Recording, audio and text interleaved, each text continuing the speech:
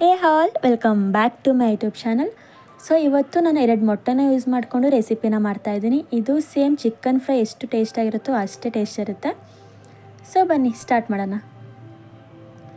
ಇಲ್ಲಿ ನಾನು ಒಂದು ಬಾಣಲಿಗೆ ಸ್ವಲ್ಪ ಎಣ್ಣೆನ ಹಾಕ್ಕೊತಾ ಇದ್ದೀನಿ. ಎಣ್ಣೆ ಬಿಸಿ ಆದಮೇಲೆ ಇದಕ್ಕೆ ನಾನು ಮೊಟ್ಟೆನ ಹಾಕ್ಕೊತಾ ಇದ್ದೀನಿ. ನಾವು ಆಫ್ ಬಾಯ್ಲೆಲ್ಲ ಹೆಂಗೆ ಮಾಡ್ತೀವೋ ಅದೇ ರೀತಿಯೇ ಇದನ್ನು ಮಾಡಬೇಕು. ಇದಕ್ಕೆ ಇವಾಗ ನಾನು ಚಿಲ್ಲಿ ಪೌಡರ್, ಪೆಪ್ಪರ್ ಪೌಡರ್ ಮತ್ತು ಒಂದು ಸ್ವಲ್ಪ ಉಪ್ಪನ್ನ ಹಾಕ್ಕೊಂಡು ನೀಟಾಗಿ ಫ್ರೈ ಮಾಡ್ಕೊತಾ ಇದ್ದೀನಿ. ಇದನ್ನು ನಾವು 2 ಸೈಡು ನೀಟಾಗಿ ಫ್ರೈ ಮಾಡ್ಕೋಬೇಕು.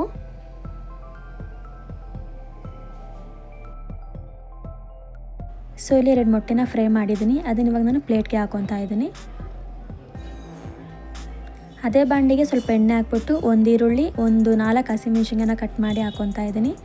ಇಲ್ಲಿ ಈರುಳ್ಳಿ ಕಲರ್ ಚೇಂಜ್ ಆಗೋ ತನಕ ನಾವು ನೀಟಾಗಿ ಮಿಕ್ಸ್ ಮಾಡ್ಕೋಬೇಕು. ಅದಾದಮೇಲೆ ಒಂದು ಅರ್ಧ ಸ್ಪೂನ್ ಆಗೋಷ್ಟು ಶುಂಠಿ ಬೆಳ್ಳುಳ್ಳಿ ಪೇಸ್ಟ್ನ ಹಾಕ್ಕೊತಾ ಇದ್ದೀನಿ. ಇದು ಹಸಿ ಸ್ಮೆಲ್ ಹೋಗೋ ತನಕ ನಾವು ನೀಟಾಗಿ ಇದನ್ನು ಫ್ರೈ ಮಾಡ್ಕೋಬೇಕು.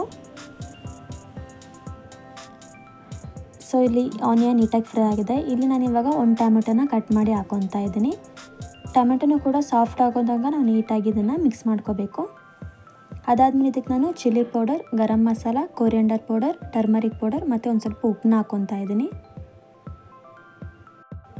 ಸೊ ಒಂದು ಸಲ ಮಿಕ್ಸ್ ಮಾಡೋಣ. ಇದು ಎಣ್ಣೆ ಬಿಟ್ಕೊಳ್ಳೋ ತನಕ ನಾವು ನೀಟಾಗಿ ಇದನ್ನು ಫ್ರೈ ಮಾಡ್ಕೋಬೇಕು.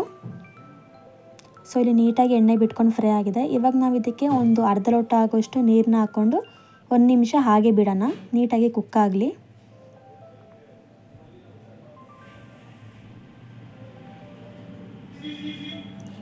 ಸೊ ನೀರನ್ನ ಹಾಕಿ ಒಂದು ಸಲ ಕುಕ್ ಮಾಡಬೇಕು ಅಂದರೆ ಅದು ಸ್ವಲ್ಪ ಗಟ್ಟಿ ಆಗಲಿ ಅಂತ. ಸೊ ಇವಾಗ ನಾವು ಇದಕ್ಕೆ ಮೊಟ್ಟೆನ ಹಾಕ್ಕೊಳ್ಳೋಣ. ಹಾಕ್ಬಿಟ್ಟು 1 ನಿಮಿಷ ಹಾಗೆ ಮುಚ್ಚಿಡಿ, ಏನು ಮಿಕ್ಸ್ ಮಾಡಬೇಡಿ. ಸೊ ಇವಾಗ ನಾವು ಇದನ್ನು ನೀಟಾಗಿ ಒಂದು ಸಲ ಮಿಕ್ಸ್ ಮಾಡಿಕೊಂಡ್ರೆ ಈ ರೆಸಿಪಿ ರೆಡಿ ಆಗುತ್ತೆ. ಸೀರಿಯಸ್ಲಿ ಈ ರೆಸಿಪಿ ಒಂದು ತುಂಬಾ ಚೆನ್ನಾಗಿತ್ತು. ಸೇಮ್ ಚಿಕನ್ ಫ್ರೈ ತಿಂದಂಗೆ ಇತ್ತು.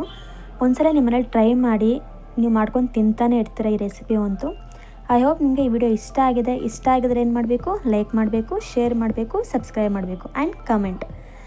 And thank you for watching my video.